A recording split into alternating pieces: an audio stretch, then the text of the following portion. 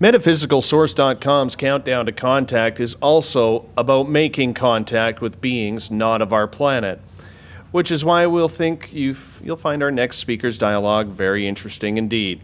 Samantha Mowat is not only a clairvoyant, but also a contactee. Her contact with extraterrestrials goes as far back as her being in a crib as a baby. You see, if you follow Hollywood's version of extraterrestrials, they'll usually show you the type of beings that are looking to harm the human race, like in movies such as Independence Day or Fire in the Sky. Samantha is going to explain that that's different. And she's also going to say, for the most part, these beings that have visited people, including herself, are not to be feared, but accepted in a loving, caring manner. Samantha will share some of her personal experiences as well as others with whom she shared visitation with. Daytime or nighttime, these beings are around. We may not expect this, but according to Ms. Mowat, the ETs that come around are of an amusing nature. They're inquisitive, playful, and for a lot of them, they're as afraid of us as we are of them. For Samantha, these experiences have become a part of her everyday life. For those of you who have had contact before, Samantha is here to show you that you're not alone. Your personal experiences may seem scary and terrifying, but as Samantha will tell us, they don't have to be.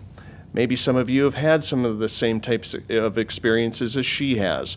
Maybe some of you are wondering, why me? Maybe some of you haven't even thought about asking these beings, why are you taking me? Samantha is here to tell us and teach us that we can ask and we can have those answers.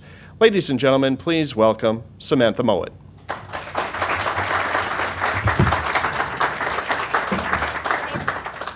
My name is Samantha Mowat. I'm a clairvoyant psychic, which means I see things beyond the normal field of vision. Things such as auras, spirit guides, and energy. In part, this is something I was born with, but I am also a contactee. I'm not sure how to describe when my contact first began, because I have had multiple lives with many of the beings I'm in contact with. And prior to being born, I have agreed to have them participate in my life. They have been with me every step of the way, and I couldn't be more grateful. I'm here today to discuss with you how you are able to initiate contact with extraterrestrial and multidimensional beings, and the key role that your psychic abilities play in that contact. I am by no means an artist. Please bear with me, but I have found that drawing my experiences has given me a better understanding of not only what has happened, but what it was I didn't notice when it was going on. Oh, pardon me. I would like to make one thing clear. Everyone is psychic.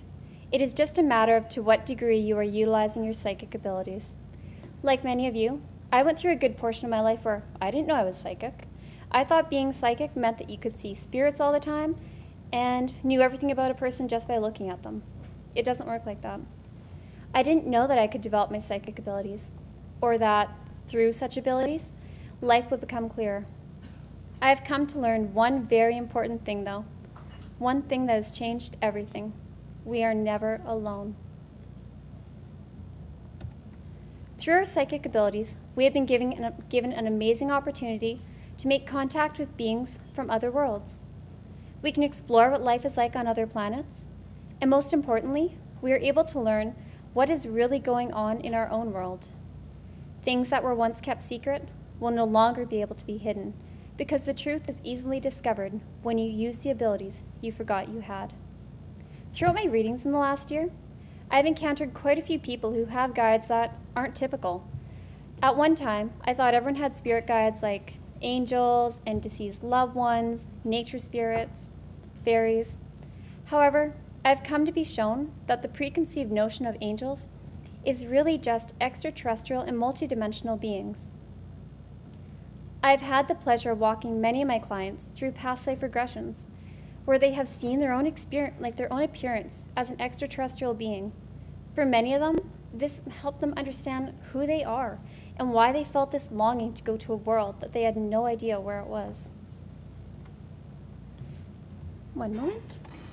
I want you now to see in what age that your contact experiences with extraterrestrials had begun. I want you to see now your first contact experience in this lifetime showing up on that screen. And as you see it, you will become part of that scene, and you will be inside of it as an observer. I want you to put your focus in that direction now. When you see it, tell me what you see.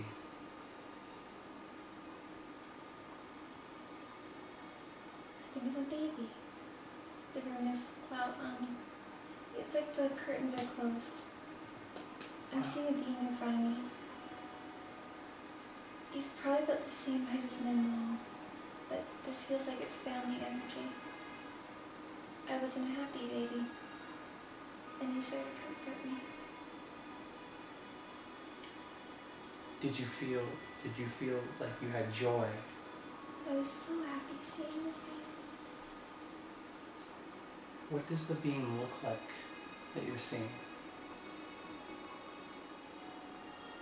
It's the brown ones that I keep seeing. He's tall, I'd say. He's got really large, dark eyes, no skin, flatter face. His head is a lot bigger than mine. And I can feel that he's smiling, but his mouth isn't actually moving. He's sending me a song that I know, but I don't remember.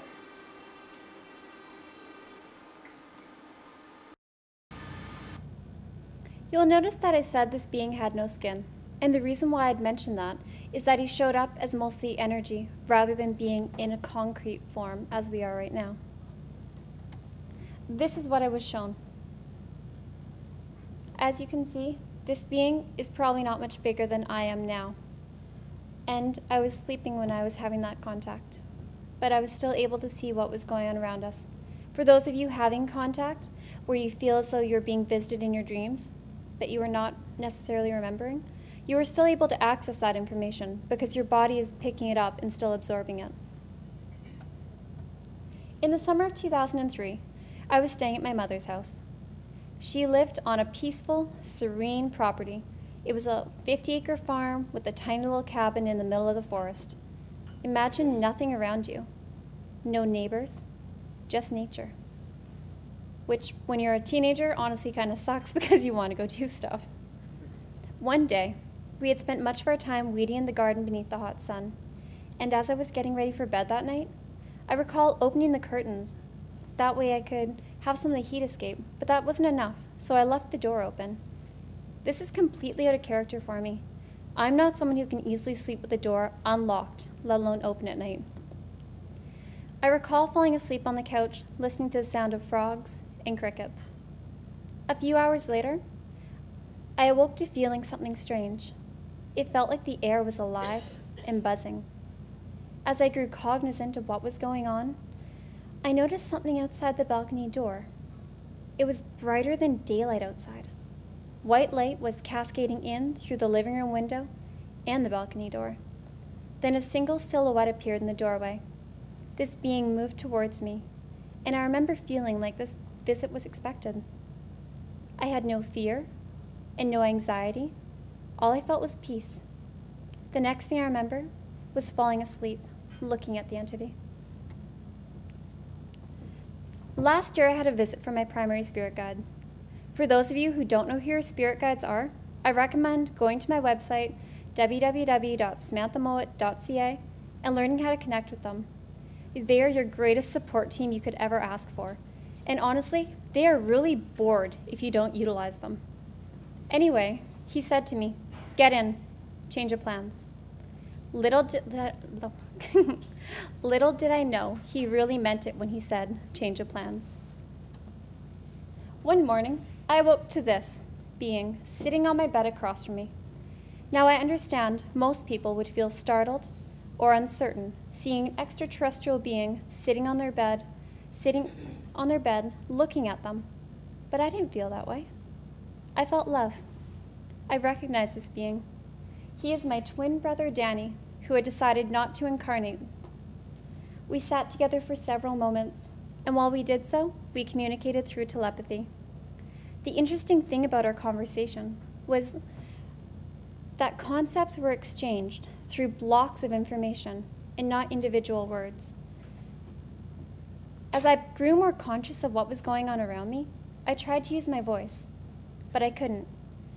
The energy in my throat and the muscles in my throat, they weren't moving. I admit, I started to panic. I said, "I can't speak, I can't speak." Danny, who was very gentle, told me, "Calm down, you are safe." But I became fixated on my inability to speak verbally. I began to draw energy into my body, and when he noticed this, he shape-shifted in front of me to appear as my husband. He continued to speak to me through telepathy. Unfortunately, I'm someone who reads lips when people are talking. And as soon as I realized that his lips weren't moving, but I could still hear him, I released all the energy I had drawn into my body, and it erupted from my chest in an outward circle. I saw this energy wave hit his body, and when it did so, he returned back to his original form. I then saw the energy hit a plant in the corner of my bedroom.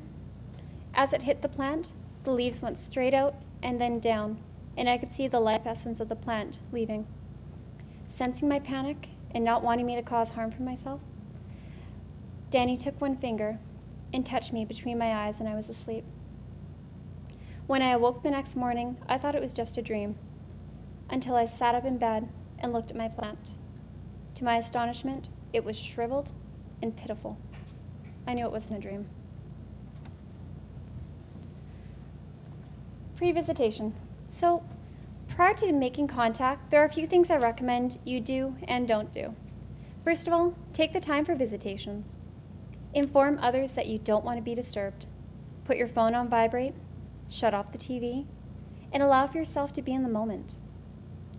Do not attempt to initiate contact while under the influence. How would you like to be drunk dialed?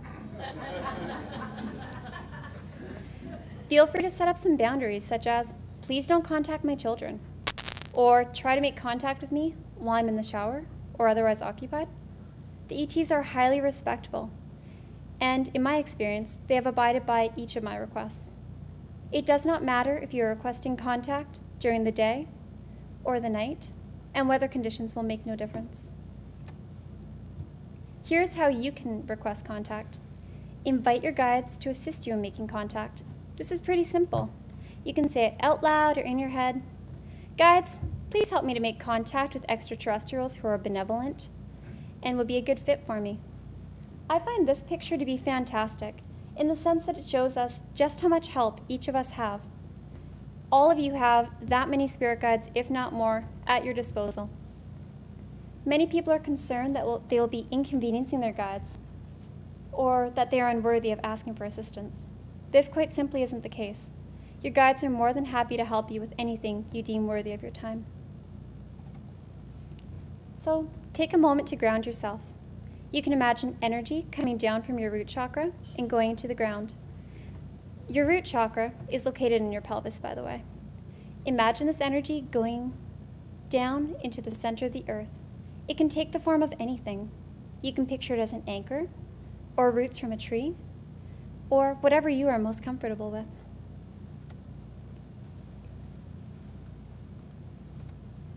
Then imagine a bubble going around you. This is just so you can feel the ET energy, but not actually have them inside your aura.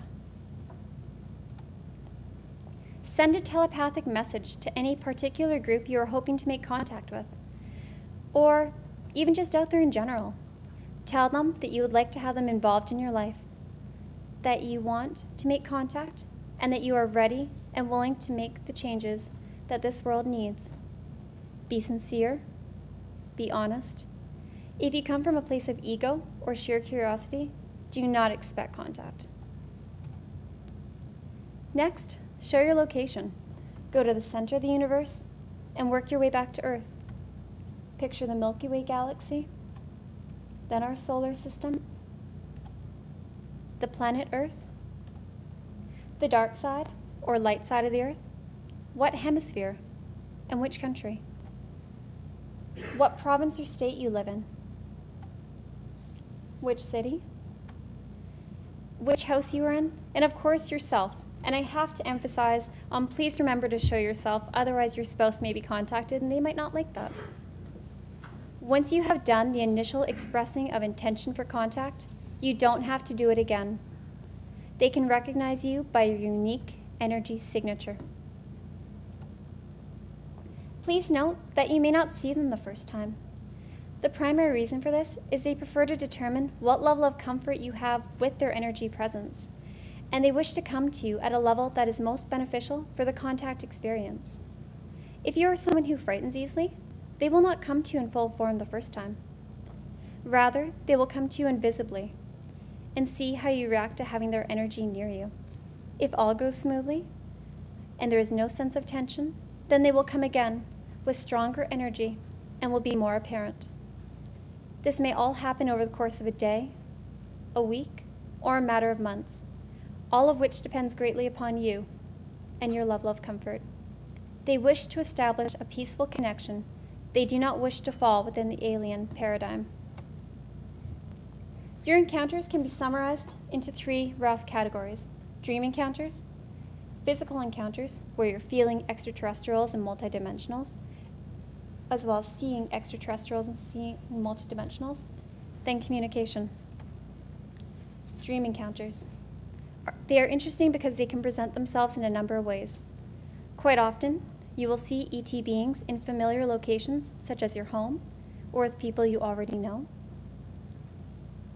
I would like for you to take note in your dreams of how communication is occurring. Is anyone speaking? And if so, are they using telepathy? Start looking at their mouth. It'll give you a really good idea of who you're in contact with. If you notice this, say something like, "I know you're not human." Alternatively, you may be taken on board craft, perhaps off-planet into space, or go visiting another planet. While in the company of extraterrestrials, you may even change your physical form to being into an ET body. This is fine. It isn't permanent. Take a moment to feel how different this body feels from your normal body. And if you don't like it, you can change back at any time. You just need to focus your intention. In one dream encounter, I was working with another woman. In that dream, we were working together at a local shop doing readings. I remember feeling this woman's energy and thinking, she's not human. She is definitely not human, but it's okay. At the end of the day, once everyone had gone home and she and I were sitting together, we were talking and I asked her, "So, how long have you been pretending to be this human girl?" And she was so happy. She started laughing and then she smiled and she gave me a giant hug and said that she was a mantid being and that she had appeared as a human to make me comfortable. She said she would appear to me in her true form when I was comfortable enough with her energy presence and would not be scared by someone like this being shown to me in a dream. ET beings quite often test our awareness of what is going on around us and take note of our comfort levels. This will affect future visitations because it gives them a better idea of where to proceed from there. The next few slides are a series of images to convey how I've seen multiple craft go from being, well, separate to being one fused unit. 1 second. In one encounter, I was driving in the country when I felt the familiar sensation of craft approaching. I remember looking up in the sky as I drove, and that's when I noticed one single spark appear over here, and then it went out like this. And as it proceeded to go out, that spark was followed by another and another. Then the spark moved up higher into the sky and began to form a circle as the following sparks continued to come out from behind the hill. Once the 9 sparks had formed a circle with a smaller circle contained within, they changed their properties to appearing as 9 separate craft. They were modifying the property of the area between the crafts, and the energy surrounding the craft was dense. I remember looking at it thinking it looked dense like jello. Suddenly, they fused together into a single unit. I would estimate that this total time took maybe 5-10 seconds. It wasn't very long.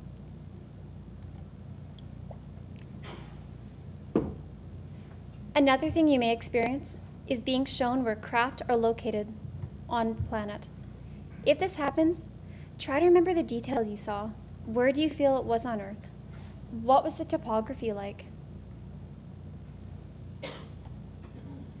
Physical encounters, seeing. Have any of you seen an ET being before? Fantastic. So, one way that you may end up seeing ET beings when they're first coming to check in on you is you may see orbs of light passing through your house. You may wake up in the middle of the night and be like, oh, there's a blue ball floating across my ceiling heading out. Okay, it's not a big deal. You may also see beings walking within your peripheral vision. You could be chopping vegetables getting ready for dinner when you see an invisible outline move out of the corner of your eye. And when you look, you don't necessarily see them, but you can sense that they're there.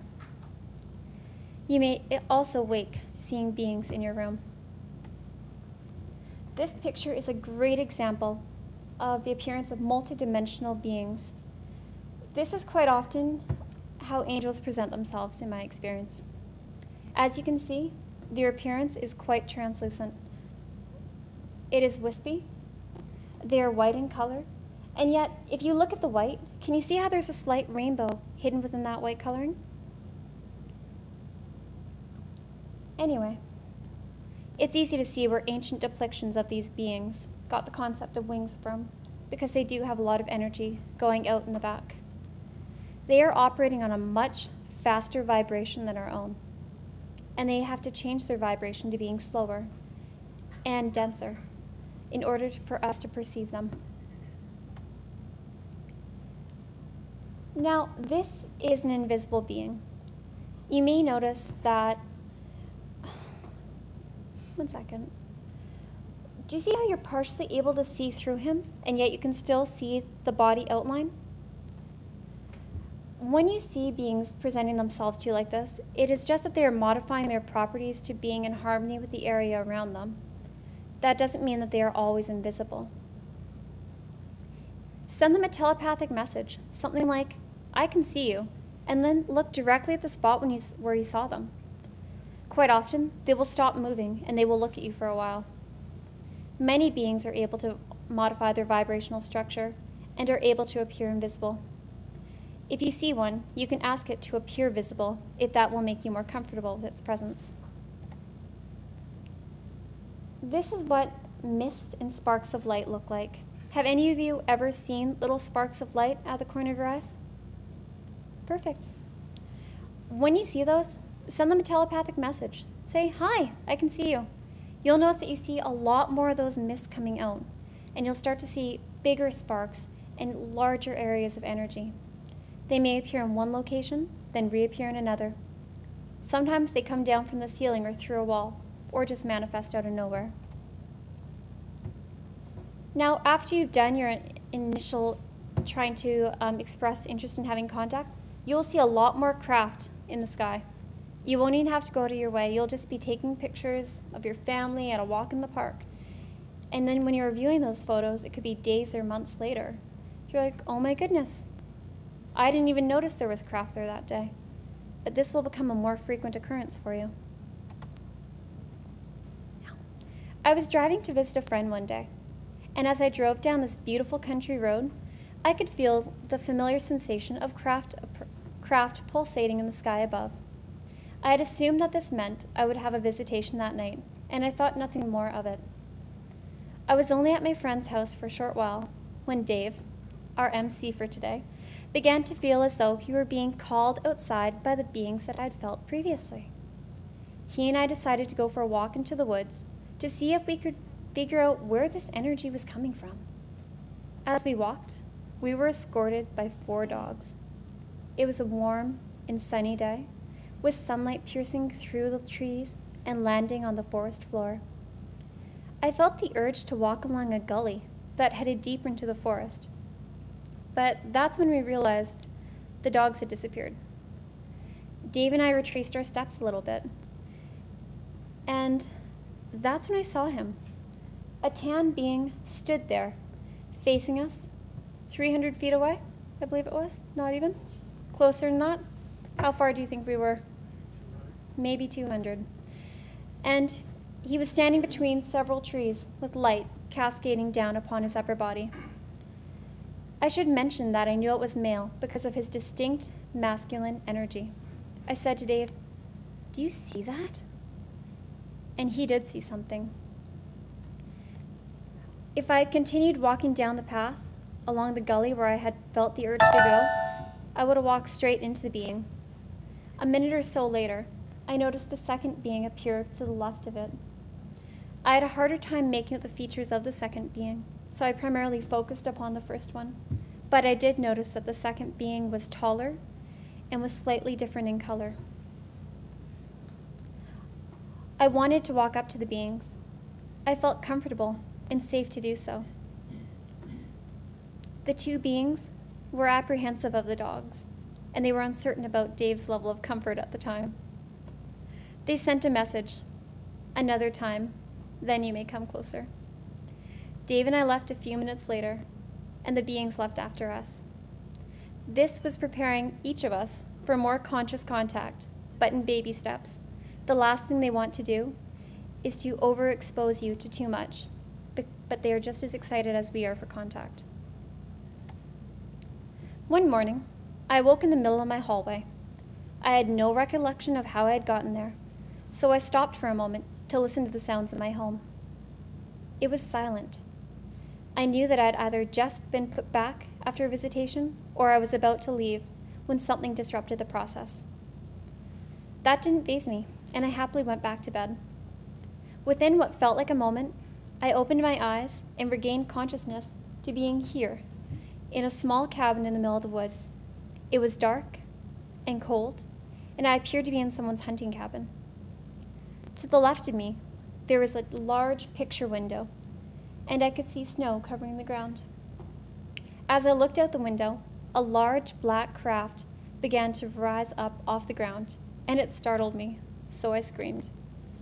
Ahead of me, there was a door, and as I stood there screaming, in came a being smaller than myself. She looked similar to a gray, but her skin was milky white. She stopped the energy going to my throat, and my scream ended. The moment I saw her, I felt much better. I said, "Hi!" And I walked up to her, and I gave her a huge hug. I could feel her energy pulling back. Have you ever met someone who you weren't really comfortable with, and then they're one of those huggy people? And I mean like really huggy, like wrap their entire body around you kind of people? Yeah, I think that's what I did to her. She was not too happy with me. She looked like she could have went like this after. Anyways, I stopped hugging her and asked her, "What's your name?" She didn't give me one, but she did look at me, kind of odd, and then led me outside. As we walked around the cabin, we were walking on a cement pathway, and the ground felt cold beneath my feet. I was not wearing any shoes. In fact, all I was wearing was my pajamas. Through telepathy, I expressed to her my concern over our lack of protective footwear, and she told me, "You don't need shoes. We will be there soon." That was when I noticed chalk on the ground. I stopped, bent down, and began to draw an outline of my hand. She was fascinated by this. She had never seen chalk used in this fashion before. After I finished outlining my hand, I grabbed her hand and began to do an outline of hers. I had outlined 2 fingers when she suddenly pulled her hand away from me and expressed the emotions of concern, fear for herself, and lack of assuredness. I remember rubbing my hand over the outline of her 2 fingers. As we walked a short distance into the woods, I could remember listening to the sound of snow crunching beneath my feet. And she led me into a silver craft. It was beautiful. There appeared to be no seams, no nuts, no bolts. I could not see how it was fused together. We entered into a corridor. There were benches on either side, and she sat me down near a doorway. I had only been sitting there for a matter of moments when other women began to arrive.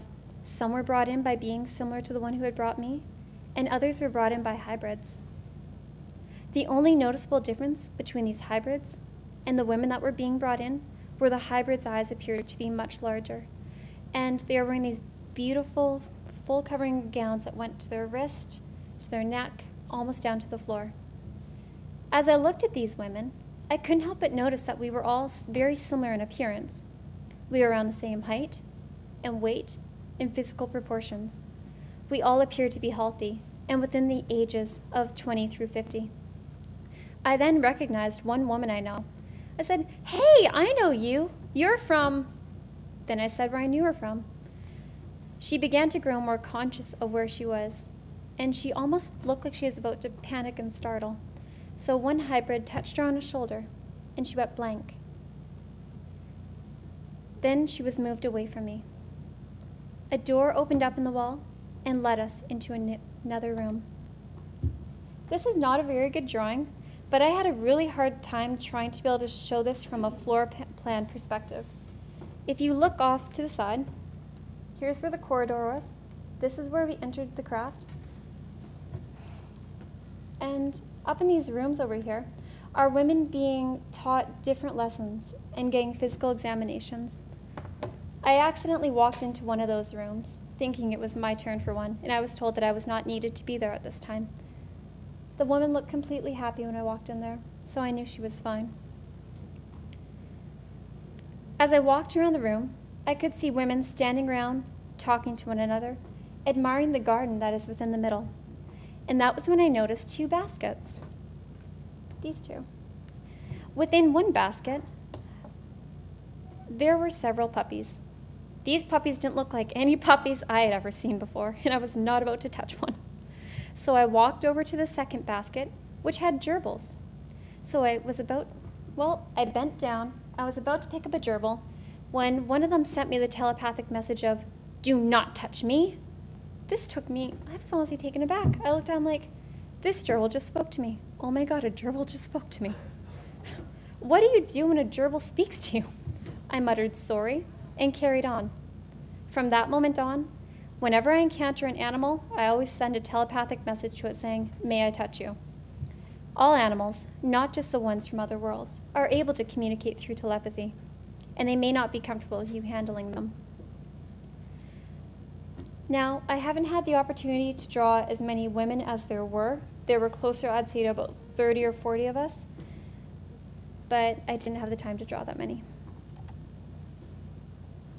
Earlier this year, I had a woman come to see me for a reading, and after we concluded our reading, I asked her if she'd like to meet her spirit guides, and she eagerly agreed. Within a few moments, she began to describe this beautiful being with long flowing hair, in a robe, with elegant wings. This seemed odd to me. I had never seen an angel or a spirit guide present itself this way. So I looked at the energy mass that was hovering by her shoulder, and that's when I was shown an angel. But then the angel's hand went to its face and removed a mask to reveal an ET being. It placed one finger in front of its lips as if to say, "She's not ready yet," and put the mask back into position. So I smiled and we carried on. Physical encounters, feeling. You will experience brief moments of feeling their energy presence, most likely at night. What you may be wondering is, how can I sense something if I can't see it? We are able to detect the presence of a body when it is not visible through things such as heat being emitted through the body, air current fluctuations, such as feeling air moving as a being moves around you, hearing the sound of a body or bodies, detecting odor, sensing brainwave activity. For those of you who have children, that should be easy. You should be able to sense that someone's thinking. Sensing energetic disturbances in one or more particular areas and feeling someone touching you. The energy emitted by ETs as well as multidimensionals feels much faster in vibration. It almost feels like the air is positively charged.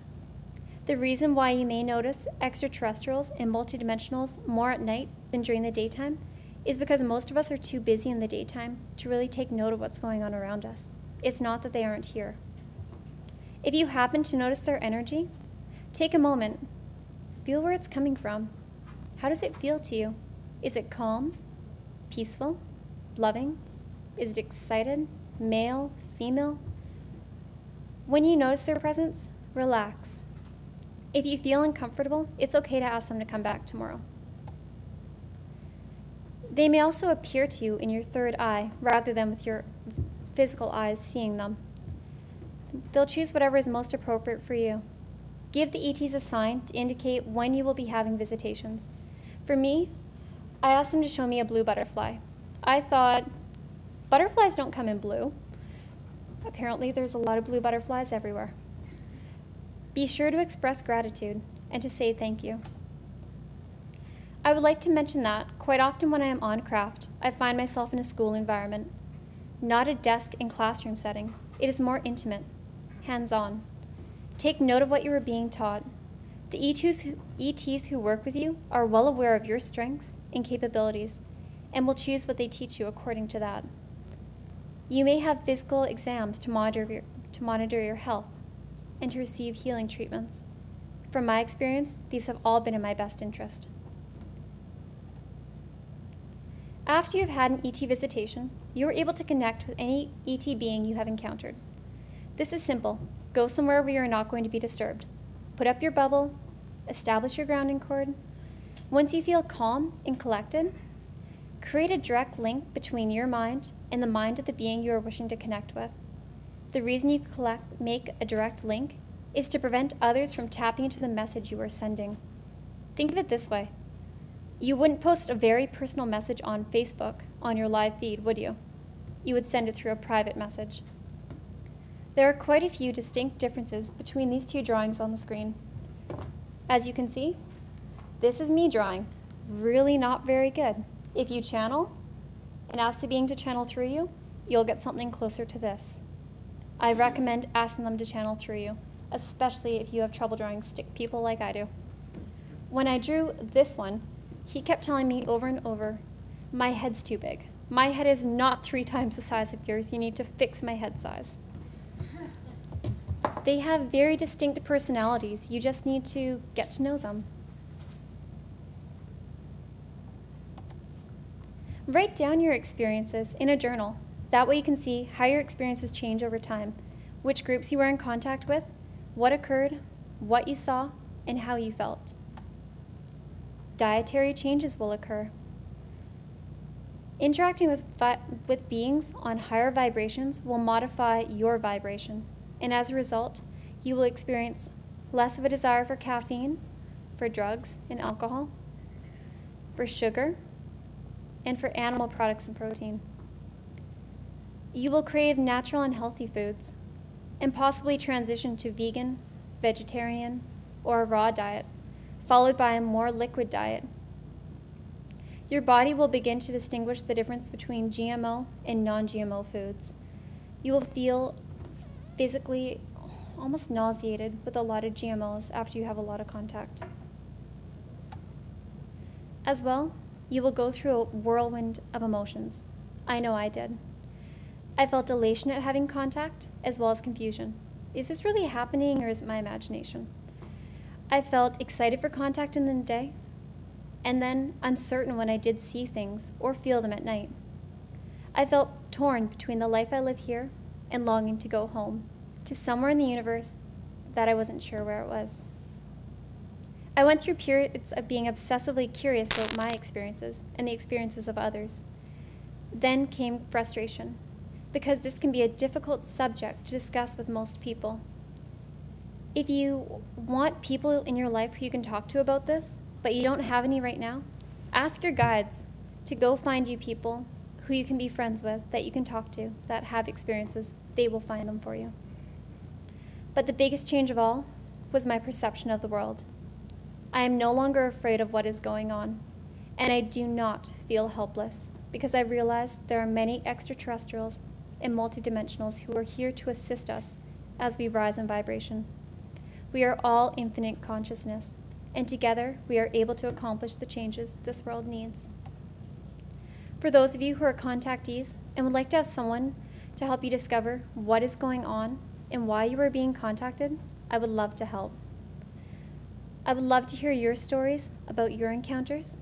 I would also like to mention that if you are interested in developing your psychic abilities, I teach. I wish you all peace, love, and light, but most of all, I wish you wonderful encounters.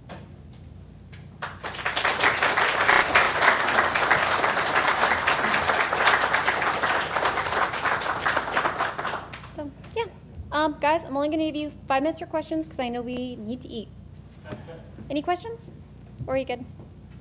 Yes? In your personal experience, have you come across any truly, malicious, malevolent beings as well, or has your experience been essentially 100% positive? I would say it's probably been 99% positive. I've had one encounter which I'm not quite sure of the intention. However, I feel it's been dealt with. So, anything else? Yes. I noticed that you're showing almost like the gray ETs in your experiences. Have you ever met the real human-like ETs? Yes, I have met Pleiadians. As you can see, I'm not good at drawing people. I've also met a reptilian. I've met conehead beings. I know there's conehead beings, but I just haven't gotten around to drawing them yet. I lost about a month in the summer as far as my drawing in PowerPoint was concerned, and I haven't been able to get that many done yet. Are you still much in contact with them? Yes, very frequently. Yes. Well, most of us volunteered to come here to help raise Earth in its vibration and to move it away from the trajectory it was going. What aspect do you mean by us being here? Well, we're all evolving on a soul level, and because our planet is evolving, one thing most people don't realize is there was a very large volunteer list to come here. And in order for you to come to Earth, you did have to meet specifications. You are more qualified than you could ever understand, but most of you are sleeping. You just need to wake up and be aware of how infinitely capable you are. If you like, ask your ET beings to show you through dream contact or physical contact if you prefer of what you're meant to be doing. They will help you. They really will.